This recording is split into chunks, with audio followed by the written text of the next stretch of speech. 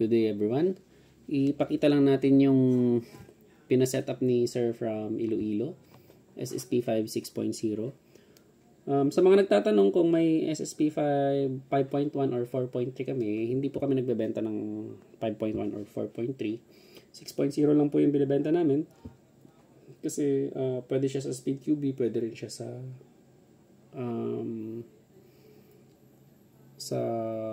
Action Air open category. So, pwede rin naman yung 4.3 tsaka 5.1. Pero, ang lamang kasi ni SSP5 sa open category is sa FPS tsaka yung accuracy. So, mas mahaba yung barrel niya, mas accurate, mas mataas ang FPS compared sa 4.3 or 5.1. Ang 4.3 or 5.1 na SSP5 is pasok pa rin siya sa open category. Hindi nyo po siya pwedeng ipasok sa standard category. Hindi dahil pasok siya sa standard box is standard category na po siya. Yung design kasi ng slide is pang open po siya. So, dito sa unit na to is dito sa labas is magwell tsaka yung slide lang ang pinalitan natin. Then, nilipat lang natin yung front sight, and then sa loob is naka EIP 140% nozzle spring. So bakit hindi 200, bakit hindi 300? Yun na kasi yung proven ko eh. Tsaka tinesting ko yung mga 300%, tsaka medyo humihina yung FPS kasi. So yun, EIP 140%, yun lang po yung eksaktong nozzle spring sa akin. And then ano ba? Yung free modification na ginawa namin dito is dalawa. So, ang ginawa natin is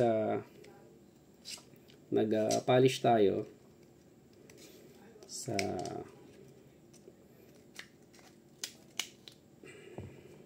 dito sa BB ramp.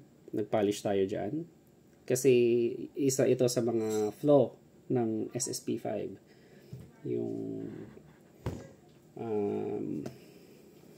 BB ramp niya is masikip. Kaya laging nasisira ang pusher ng nozzle. So, yun, since brand new siya, kinuha sa amin, may libreng BB ramp polishing. So, smooth na siya. At yung sa trigger pull pala, isa rin yun. So, ang trigger pull nito is inayos din natin, pinalambot natin, then nag-adjust tayo. So, ganito na lang yung trigger pull niya. So, yun na lang. So, yun.